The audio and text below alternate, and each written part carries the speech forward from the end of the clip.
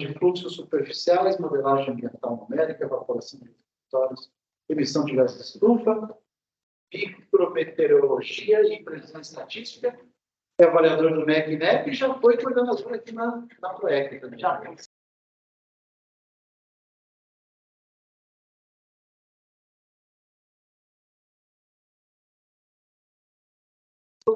Boa tarde, eu sou o professor Donelis, estou aí como avaliador do INEP já há algum tempo, passei por algumas avaliações de credenciamento e recredenciamento para o EAD, e a minha experiência é fora das técnicas, que é um tráfego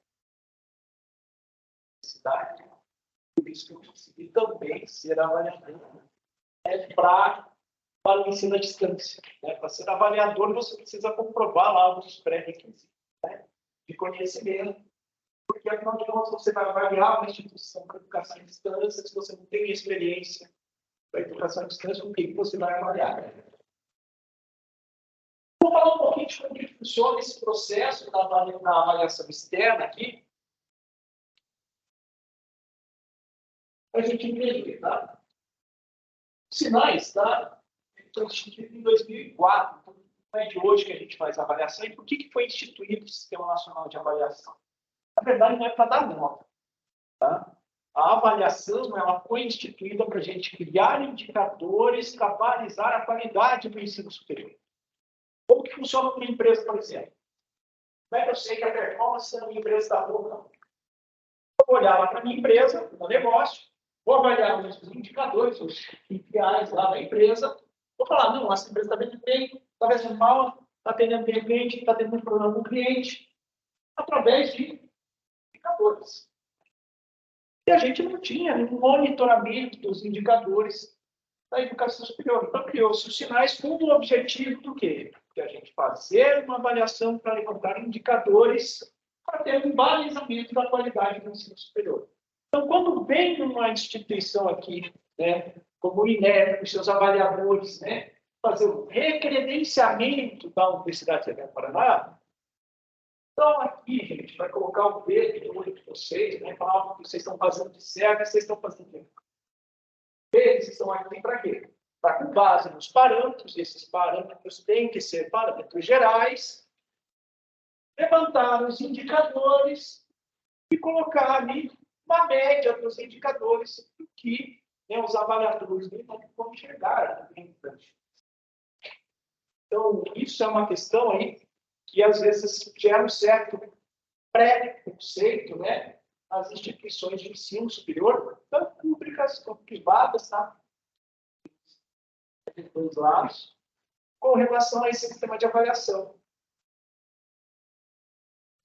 Funciona na avaliação. Ela tem o objetivo de avaliar a instituição de ensino, de avaliar os cursos e de avaliar os estudantes também. Né? Credenciamento, transformação de organização acadêmica, né? Vai incluir o que é o conceito de instituição. Para ver os cursos ali, a gente tem a autorização, reconhecimento, a renovação de reconhecimento, que vai determinar o conceito de curso. Para os estudantes, a gente tem o conceito ali do ENAD. Mas estamos falando de recredenciamento, está falando da avaliação da instituição. Finalidades tradicionais. Como eu falei, a melhoria da qualidade da educação superior, orientação para a expansão da sua oferta. Por exemplo, chega lá um processo de credenciamento de curso, a MINEP. Gente, é feito uma avaliação do cenário nacional, do cenário local, para ver se é pertinente ou não se abrir um curso para aquela formação, para aquela área de formação. Por quê? O processo de abertura de um curso, qualquer processo de credenciamento, é um processo muito trabalhoso. Envolve burocracia, envolve dinheiro, envolve gastos da instituição e dinheiro de trabalhadores. A gente quer que esse curso dê certo, não quer que o curso abra e feche depois. Então, existe aí toda essa avaliação, essa pré-avaliação que é feita aí. A abertura de novos cursos, isso é feito com base no levantamento de indicadores que a gente tem aonde? Lá nos sinais. Aumento permanente da eficácia institucional e da efetividade acadêmica e social do ensino superior. Vou trazer para vocês aqui o mapa da avaliação do ensino superior de 2023. Tá? Para a gente refletir aí sobre algumas questões que envolvem essa avaliação do ensino superior. São importantes aí a gente começar a pensar, começar a colocar em reflexão. E promoção do comportamento dos compromissos e responsabilidades sociais. Como é que é a concepção da avaliação? Ela é formativa, uma aprendizagem para aprender, a gente vai ela tem a parte processual, né? Ela é uma prática evolutiva sistêmica integrada e o objetivo é o processo participatório. Produz obras de construção e a reconstrução para uma cultura de avaliação com permanente de tomada de consciência. Então, o objetivo não é a gente fazer aqui todo o processo de referenciamento EAD, avaliamos a UFPR, aí a gente fecha a pastinha de referenciamento e fala agora só na próxima avaliação. Então, essa avaliação, ela tem que ter um compromisso institucional de a gente usar aquelas informações para o grupo. E o compromisso de cada um de nós aqui dentro dessa sala é o compromisso com a qualidade da educação superior. Tenho certeza, não sei o que estaria aqui. Senão, vocês não estariam interessados em saber sobre esse tema.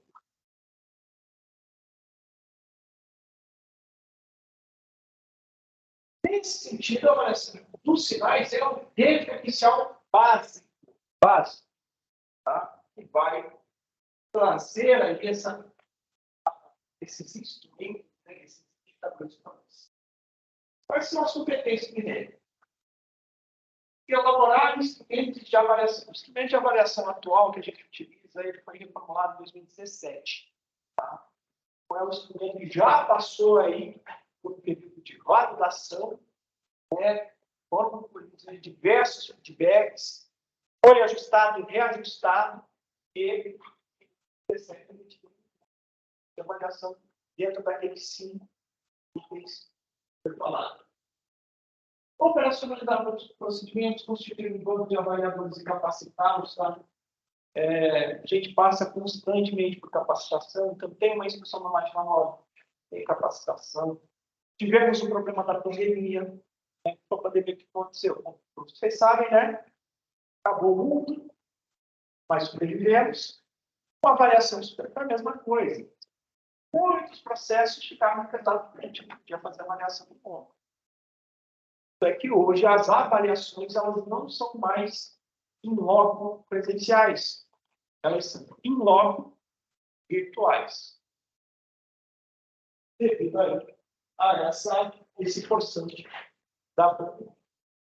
Orientar a IES sobre o processo de avaliação e realizar a avaliação que já foi tá? O fluxo do processo. No despacho do examinador, que é daquelas informações que vão ser imputadas no sistema IMEC, né, vai ter uma avaliação. A gente tem 3 indicadores ou 3 despachos examinadores sobre aquele processo. Insatisfatório, o processo volta, não tem avaliação, tem que refazer todo o processo após um período, dependendo aí da situação. Sendo satisfatório, pode ser parcialmente satisfatório ou satisfatório. O que isso implica? Satisfatório não chega a avaliação. Do parcialmente satisfatório, chega o INEP na fase de avaliação e os avaliadores vão verificar se foram tomadas aquelas medidas saneadoras que foram identificadas no despacho. Às vezes pode ser. Já peguei despacho saneador, que era verificar o endereço da instituição, porque no formulário está um, no site da instituição está outro, na documentação apresentada está outro.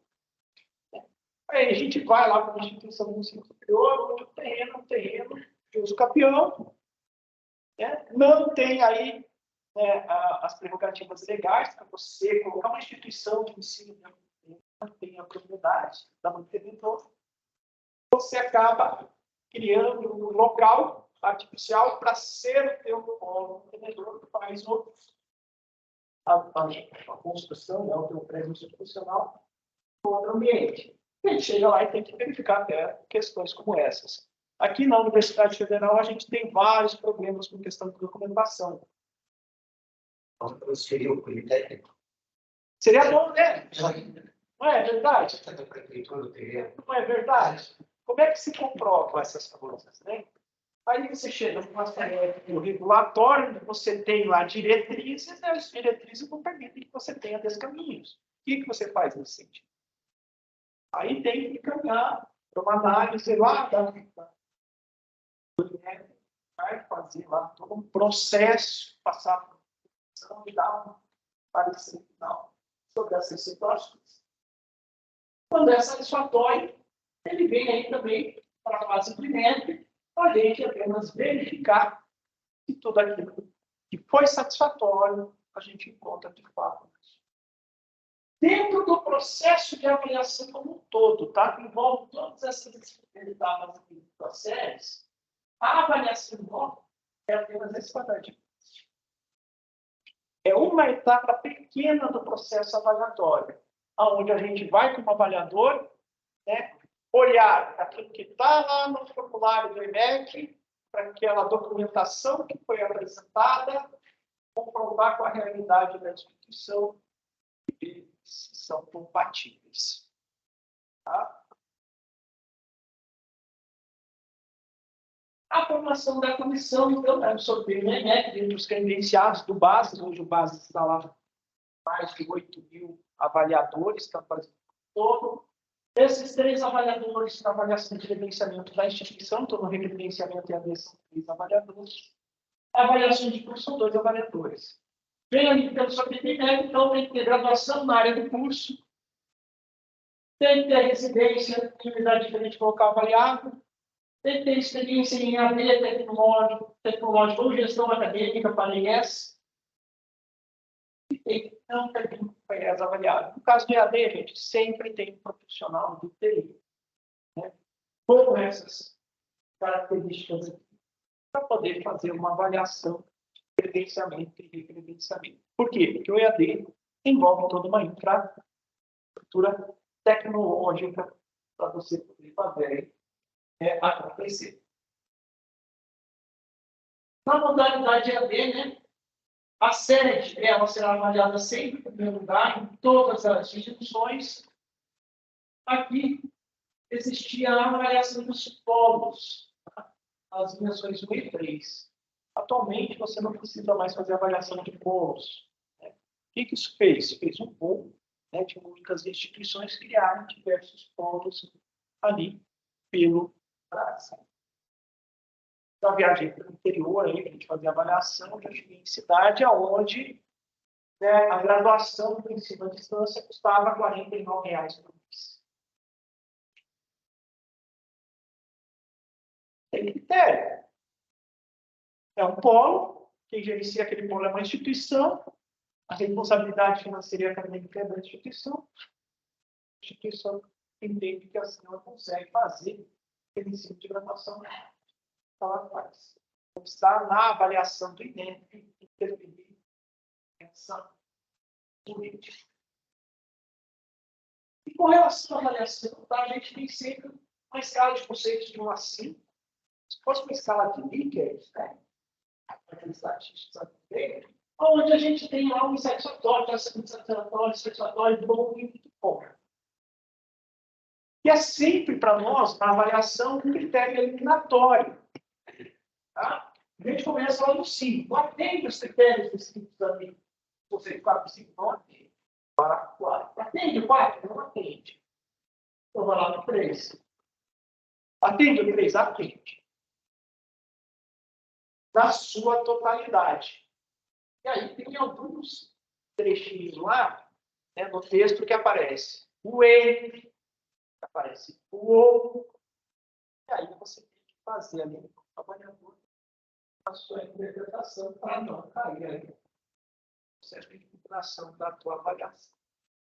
Mas é sempre critério eliminatório. Ah, mas eu tenho esse item aqui do 5, eu não tenho aquele, não tem lá no 3, lá para fazer caixa 2. Não.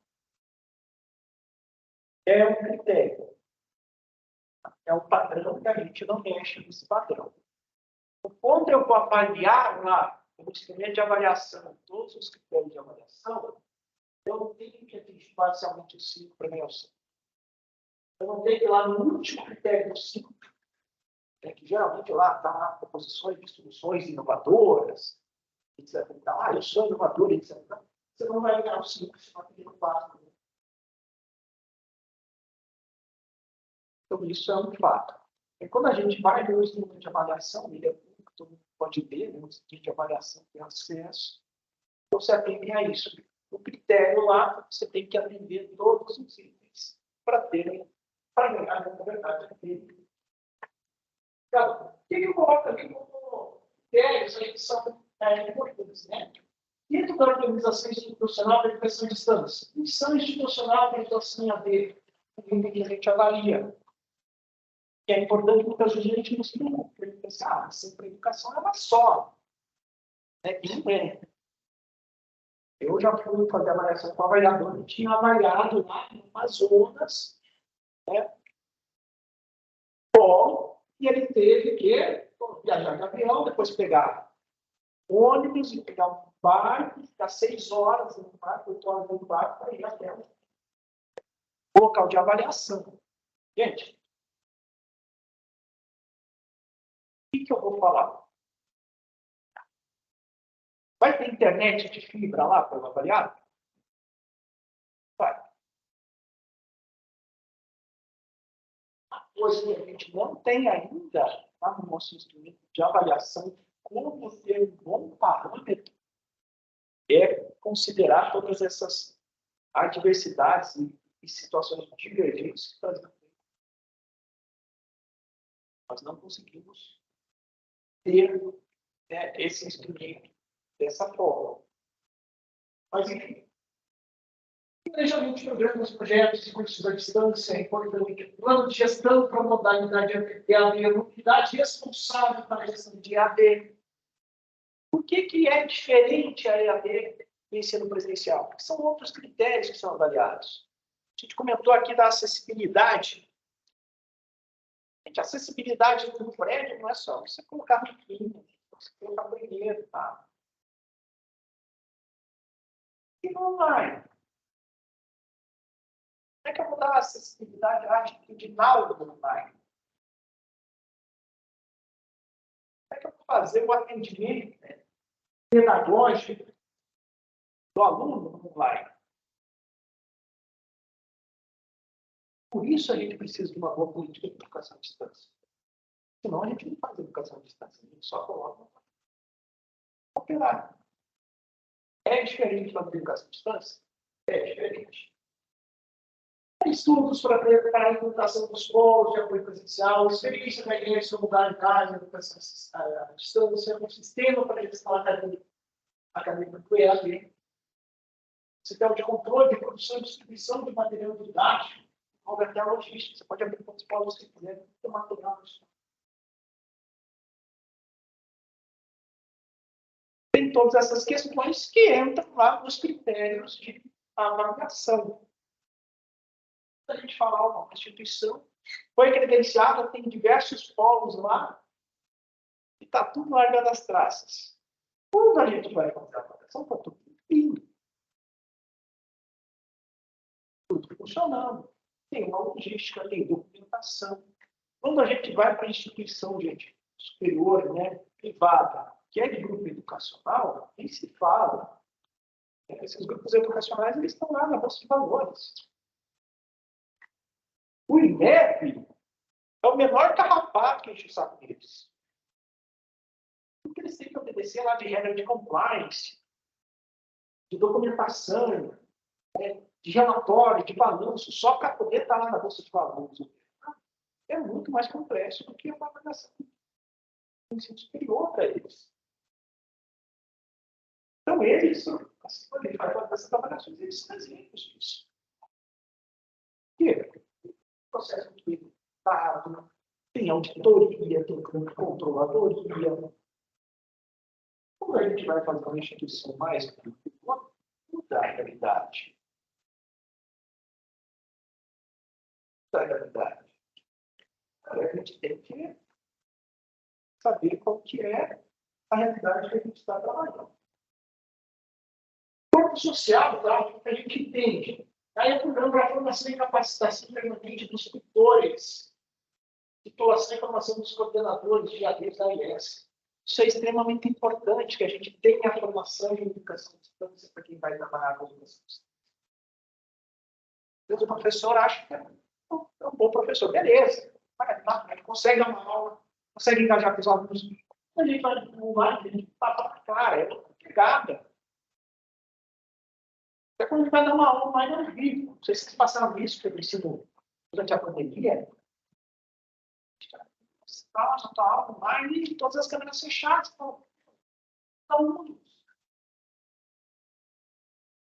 daí você pega, o pessoal abre a câmera, então. Daí tinha a mãe lá que ficava com o bebezinho no colo, balançando. Tinha o outro lá que estava tratando o gato. Gente, dispersa. Você dando aula, você dispersa por isso. Então, tem que ter ali uma preparação. Você tem que ter uma outra dinâmica, você tem que ter uma outra linguagem, uma outra comunicação. Por isso, gente, pensar em capacitação contínua do capital humano é um critério que a gente olha bastante no processo de avaliação.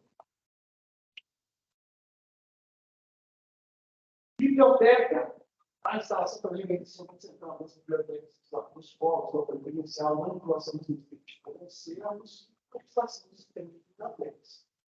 Se você compra dentro de uma biblioteca online, você tem todos os seus recursos online já está muito mais fácil. Né? Mas quando tem recurso que é só presencial? Como é que a política de empréstimo está lá no bolo? Como é que você vive essa biblioteca? Chega lá, de lá para cá. Uma coisa assim, né? Uma coisa.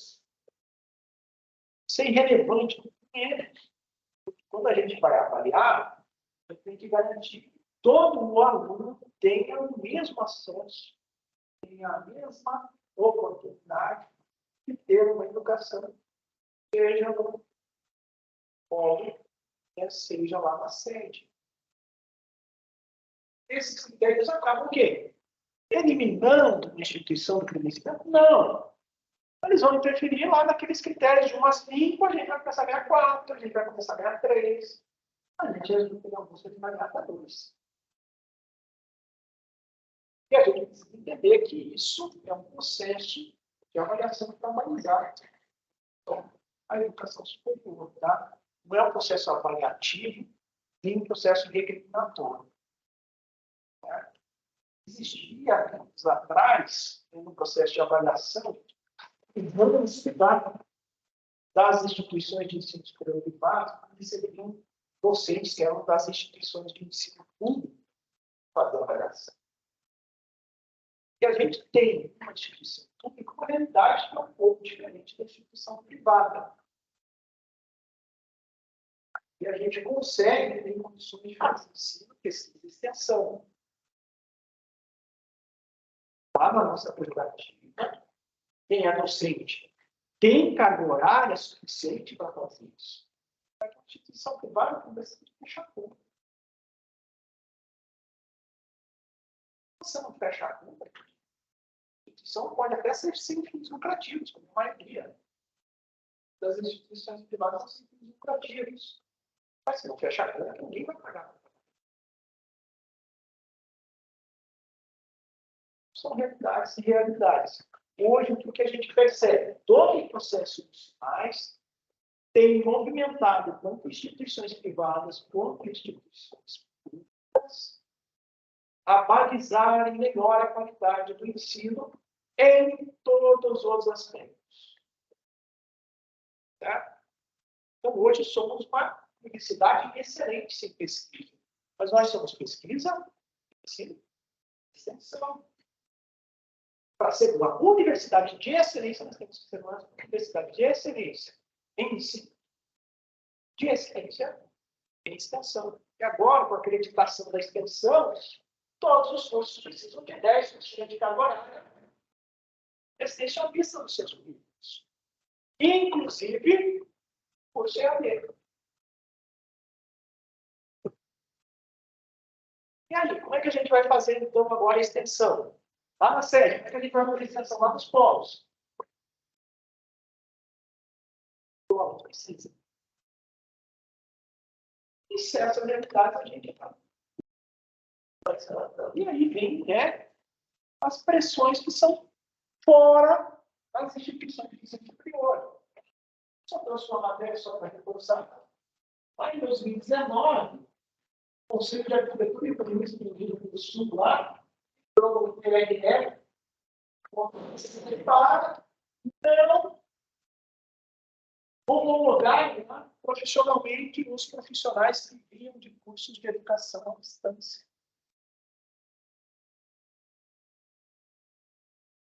Você fez um curso de arquitetura lá, de educação à distância, chegava lá no carro, não tinha certificado profissional.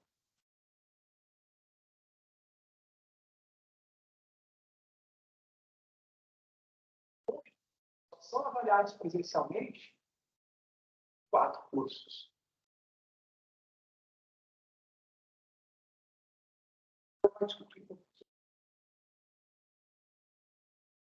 Avaliação externa virou virtual, tá? Hoje a gente não tem mais a avaliação externa presencial. Então, quando vem uma condição de avaliação, é feito todo o processo, todas as reuniões, as visitas físicas ao local, mas todas de forma virtual. Facilita? Quem é avaliador? Tem que viajar, às vezes, para lugares que são bem desafiadores, facilita. No entanto, para fazer uma avaliação física, é uma câmera do celular ali passando na instituição.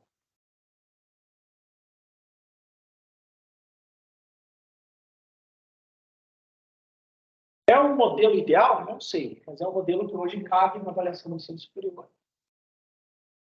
E é um modelo de avaliação bem mais barato. Desde 2022, lá para 2027. Na verdade, a avaliação individual ela veio em função da pandemia. A pandemia represou um monte de avaliação presencial. E, emergencialmente, como nós tivemos aqui, foi feita essa avaliação virtual, hoje a área. Então, todo o processo lá no Aí, em agosto de 2021, a gente começou a fazer as avaliações pós um pouco. Só em agosto, a gente passou por as avaliações por mês. Todas represadas no processo de pandemia. Em 2022, tá? Foram 7.242 avaliações na modalidade virtual, 774 presenciais. Presenciais de medicina, odontologia, clínica, e psicologia. O objetivo da avaliação é o processo de avaliação externa da IESB, curso de graduação, mesmo de cenário de contingência local regional nacional, os ocasionados pela disseminação do novo coronavírus. Para utilizar as condições do registro final, mesmo, virtual, e utilizar o conhecimento do princípio de consideração para a potencial de disponibilidade de avaliadores. Então, foi fazer a avaliação que era 3 horas de avião, 12 horas de carro.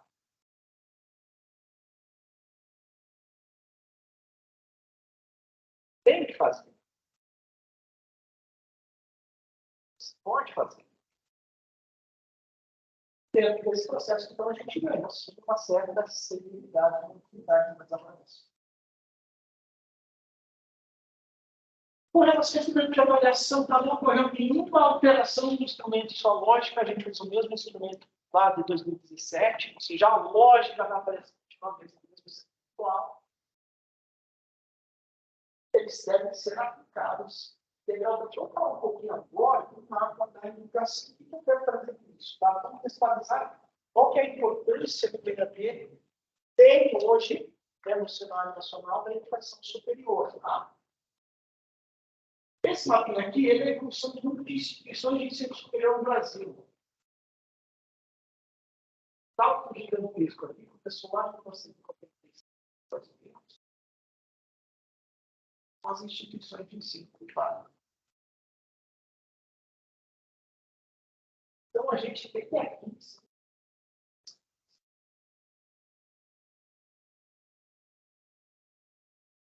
Veja que a gente tem aí um potencial muito grande, né, de crescimento. Estamos entrando aí em um crescimento um pouquinho mais suave, mas ainda crescente, ou seja, existe ainda uma demanda para crescimento da educação superior.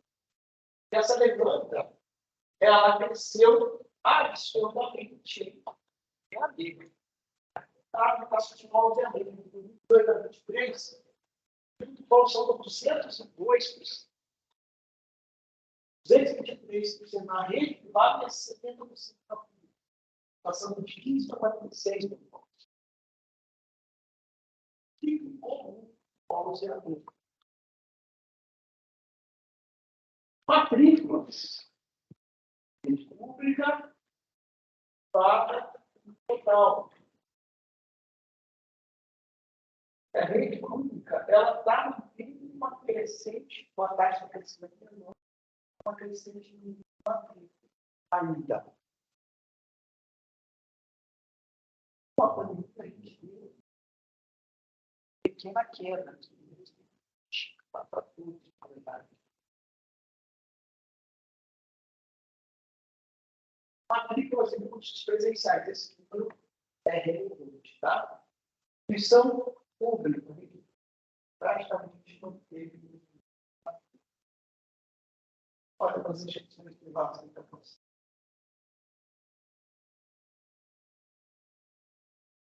a gente está, é quando a gente consegue fechar os dados de avaliação do INEM para fazer uma mapeamento. Então, a gente se voltar aí.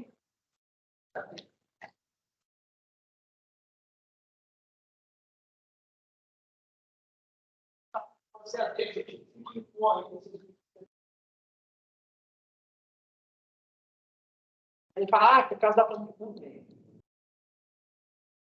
Você olhar aí no que é curva, permanece crescente ao longo do período. Está sinalizando para a gente, está sinalizando que existe um perfil de aluno lá fora que está buscando mais a educação à distância pelo ensino inicial. Pô, mas cara, não pensa em qualidade de ensino. Cara, o cara que mora lá em São Paulo, 2 horas para ir trabalhar, trabalha 8 horas, 2 horas para voltar para casa.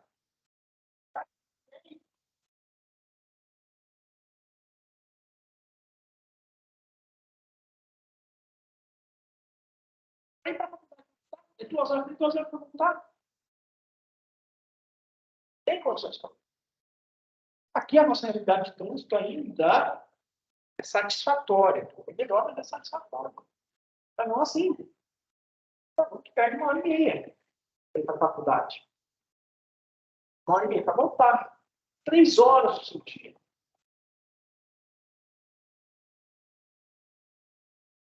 Então, existe uma nova realidade. Interessante isso, que é uma realidade daquilo, mas a gente não deu acordo. Taxa de ingressante na realidade agrícola sobre esse mais superou a taxa de sua modalidade presidencial.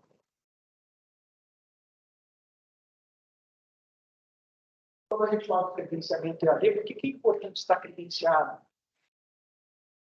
Porque a gente pode passar para uma nova realidade, vai precisar se adaptar a essa nova realidade.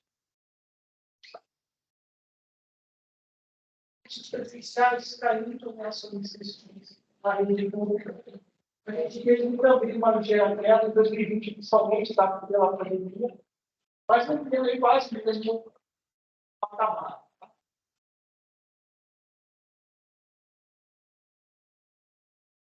95,5% dos concluintes dos cursos de EAD estão na rede privada.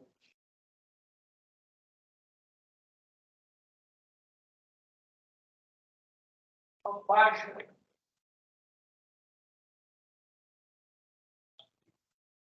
Fazer uma baixa. Vai poder inscrições nas instituições. Ainda. Curso de EAD na rede privada, pedagogia, administração, contabilidade, esse processo de educação física, todos com número de matrículas.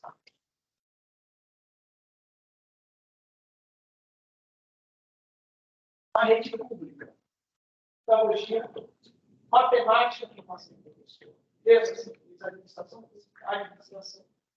engenharia de computação, teologia, engenharia de computação.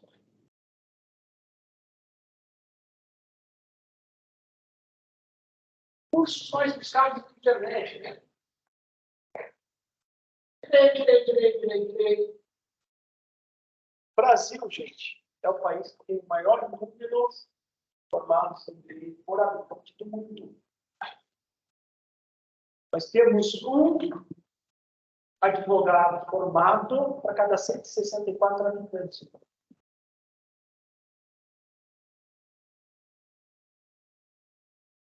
Maior taxa. Por quê? Muita gente faz curso de direito para estudo.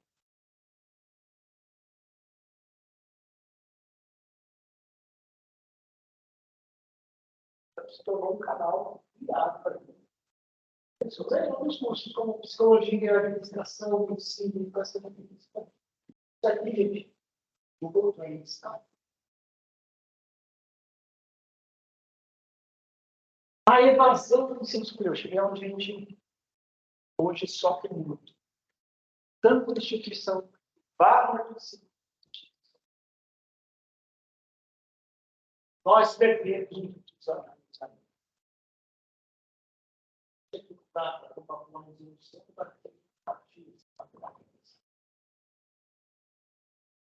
Os cursos presenciais, tá? A gente tem uma taxa de evasão média de 30%. Consolidada no 2020, a UERJ 36%. Até 2021 a gente ainda não pegou o período da Covid. Tá?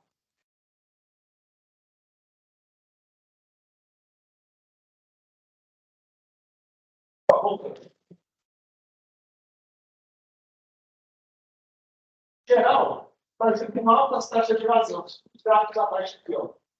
Considerando os ingressantes em 2017,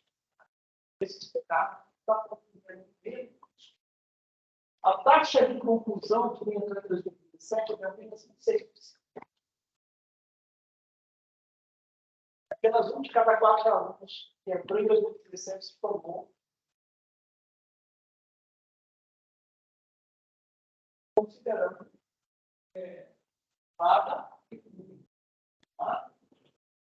na instituição privada, a taxa de evasão da lei chegou a 64%.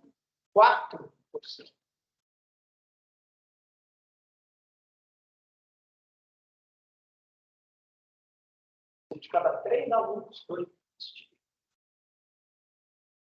Na pública, a gente está com uma taxa de evasão média desses alunos, que é a lei de 40%. Geral, presencial, por EAD, 40% de taxa de evasão. Média. Vou lá nos cursos de engenharia. Bem maior. Essa taxa de evasão significa toda a estrutura que você está pagando para não formar. Seja na pública, seja na privada. É a mesma coisa. Você tem que estudar sobre isso. Um pouquinho mais na área de saúde e bem-estar, tá? Taxa de evasão das instituições universitárias é 67%. Parte da pandemia. Não precisa mais dados aos núcleos, mas também na questão útil.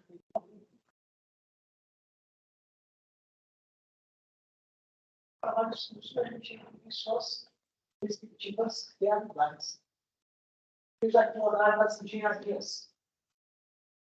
Nas instituições privadas, 70%. Nas públicas, 67%.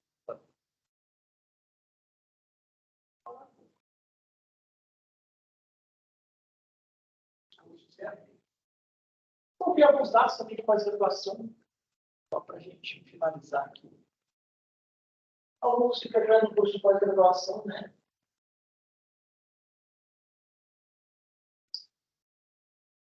Especialização de 64% presencial e 6% EAD. A gente está com uma política de especialização para EAD, que é um dos pontos que foi levantado aí para a gente pensar.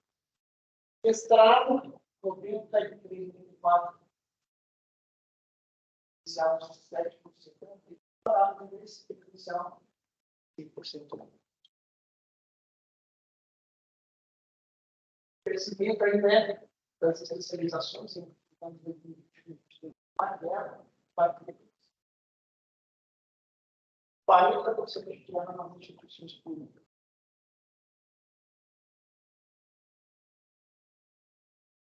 Queda nas instituições de ensino. Queda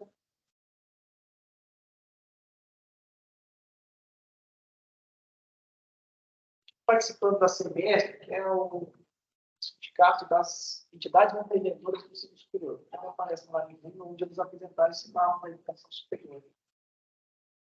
Essa queda se dá principalmente porque os alunos estão querendo permanecer menos tempo estudando e querem ir mais rapidamente para o mercado de trabalho. É uma característica hoje que a gente tem, que eu não diria nem geracional, é uma característica da nossa sociedade no futuro. Dá para a gente pensar praticamente no que nós vamos fazer. Gente, eu agradeço por tudo. Agora a gente segue com a programação. Certo. Então,